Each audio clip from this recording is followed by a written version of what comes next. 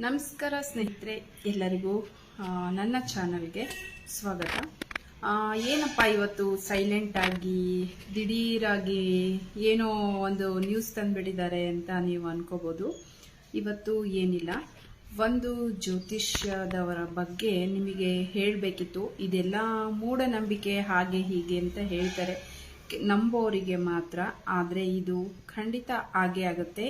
ಈ ಜ್ಯೋತಿಷ್ಯದವರು ಕೇರಳದವರು ನಾವು ಅಲ್ಲಿ ಕೇರಳಕ್ಕೆ ಹೋಗಿ ಜ್ಯೋತಿಷ್ಯ ಕೇಳಕ್ಕಾಗಲ್ಲ ಅಂತ ನೀವು ಅನ್ಕೋಬಹುದು. ಅವರು ಕೇವಲ ಒಂದು ಫೋನ್ ಕರೆ ಮೂಲಕ ನಿಮ್ಮ ಸಮಸ್ಯೆ ಏನೇ ಇದ್ರೂ ಕೂಡ ಅವರು ಬಗೆಹರಿಸಿ ಕೊಡ್ತಾರೆ. ಹಾಗಾದ್ರೆ ಬನ್ನಿ ಅವ್ರ ಬಗ್ಗೆ ತಿಳ್ಕೊಳ್ಳೋಣ. ಅದಕ್ಕಿಂತ ಮುಂಚೆ ನನ್ನ ಚಾನಲ್ನ ಯಾರು ಸಬ್ಸ್ಕ್ರೈಬ್ ಮಾಡದೆ ನೋಡ್ತಿದ್ದೀರಾ, ಪ್ಲೀಸ್ ಸಬ್ಸ್ಕ್ರೈಬ್ ಮಾಡ್ಕೊಂಡು ನೋಡಿ ಅಂತ ರಿಕ್ವೆಸ್ಟ್ ಮಾಡ್ತಿದ್ದೀನಿ. ಹಾಗಾದ್ರೆ ತಡ ಯಾಕೆ, ಬನ್ನಿ ಶುರು ಮಾಡೋಣ. ಇವರು ಕೇರಳದವರು. ಇವರು ಅಜ್ಜ, ಅಪ್ಪ, ಮುತ್ತಾತ ಪ್ರತಿಯೊಬ್ಬರು ಜ್ಯೋತಿಷ್ಯದವರೇ ಆಗಿರ್ತಾರೆ. ಇವರು ಇವಾಗ ಕೇರಳದಲ್ಲೇ ನೆಲೆಸಿರ್ತಾರೆ. ಇವರು ಇರೋದು ಕೇರಳದಲ್ಲೇ. ನಮ್ಮ ಪ್ರತಿಯೊಂದು ಸಮಸ್ಯೆಗೂ ಕೂಡ ಇವರು ನಮಗೆ ಪರಿಹಾರ ಕೊಟ್ಟೇ ಕೊಡ್ತಾರೆ.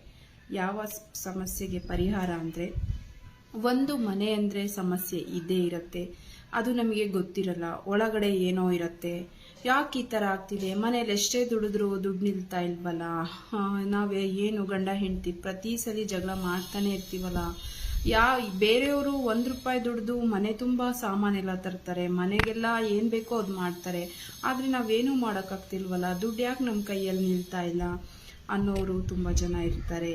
ಮತ್ತು ಪ್ರೀತಿ ಅಂತ ಹೇಳಿ ಮೋಸ ಹೋದವರು ತುಂಬ ಜನ ಇದ್ದಾರೆ. ಮತ್ತು ಅವರು ನೀವು ಪ್ರೀತಿಸಿದವರು ನಿಮಗೆ ಸಿಗಬೇಕು, ನೀವು ಹೇಳೋ ರೀತಿ ಅವ್ರು ಕೇಳಬೇಕು. ನಿಮ್ಮ ಗಂಡ, ನಿಮ್ಮ ಮನೆ, ನಿಮ್ಮ ಮಕ್ಕಳು ಎಲ್ಲ ನಿಮ್ಮ ಹತೋಟಿಯಲ್ಲಿ ಇರಬೇಕು, ಚೆನ್ನಾಗಿರಬೇಕು. ನಿಮ್ಮದು ಯಾವುದೇ ಸಮಸ್ಯೆ ಇರಲಿ, ಗುಪ್ತವಾದ ಸಮಸ್ಯೆ, ಪ್ರತಿಯೊಂದು ಸಮಸ್ಯೆಗೂ ಇವರು ಪರಿಹಾರ ಕೊಟ್ಟೇ ಕೊಡ್ತಾರೆ.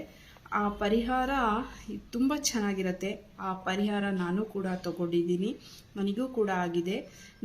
ನಾನು ಒಂದು ಸಲ ಹೇಳ್ತಿದ್ದೀನಲ್ಲ, ಅವರಿಗೆ ಕಾಲ್ ಮಾಡಿ ನಿಮ್ಮ ಸಮಸ್ಯೆನ ಹೇಳಿ, ಶತಸಿದ್ಧ ಅಂತ ಹೇಳ್ತಿದ್ದೀನಲ್ಲ, ಪರಿಹಾರ ಅಂತೂ ಸಿಕ್ಕೇ ಸಿಗತ್ತೆ.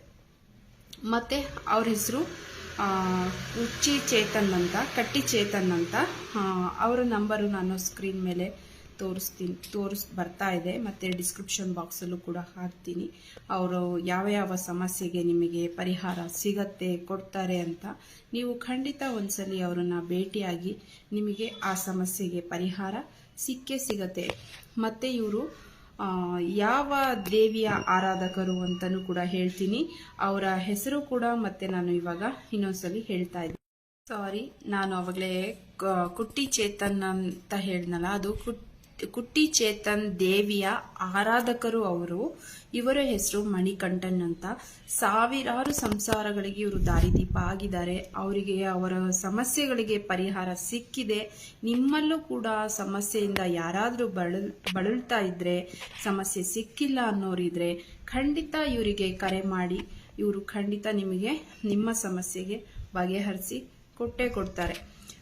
ಮತ್ತೆ ಇನ್ನ ಏನು ಹೇಳಬೇಕು ಅಂದರೆ, ಮಕ್ಕಳು ಓದ್ತಾ ಇಲ್ಲ, ಮಾತು ಕೇಳ್ತಾ ಇಲ್ಲ ಅನ್ನೋರು ಕೂಡ ಯಾವುದೇ ಒಂದು ಸಮಸ್ಯೆ ನಿಮ್ಮ ಮನೆಯಲ್ಲಿ ಪಿನ್ ಟು ಪಿನ್ ಪ್ರತಿಯೊಂದು ಸಮಸ್ಯೆ ಯಾವುದೇ ಆಗಲಿ, ವಿದೇಶಕ್ಕೆ ಹೋಗೋದಾಗ್ಲಿ, ಮಕ್ಕಳು ಸಮಸ್ಯೆ ಆಗಲಿ, ವಿದ್ಯಾಭ್ಯಾಸ ಆಗಲಿ, ಪ್ರೀತಿ ಪ್ರೇಮದ ಬಗ್ಗೆ ಆಗಲಿ, ನಿಮಗೆ ಮೋಸ ಮಾಡಿರೋರ ಬಗ್ಗೆ ಆಗಲಿ, ನಿಮಗೆ ಹಣ ಕೊಟ್ಟಿರೋರ ಬಗ್ಗೆ ಆಗಲಿ, ಅಥವಾ ಹಣ ಇಸ್ಕೊಳೋ ಬಗ್ಗೆ ಆಗಲಿ, ಮನೆಯಲ್ಲಾಗಲಿ ಶಾಂತಿ, ನೆಮ್ಮದಿ, ಸುಖ ಪ್ರತಿಯೊಂದರಲ್ಲೂ ಕೂಡ ಇವರು ನಿಮಗೆ ಪರಿಹಾರ ಕೊಟ್ಟೇ ಕೊಡ್ತಾರೆ.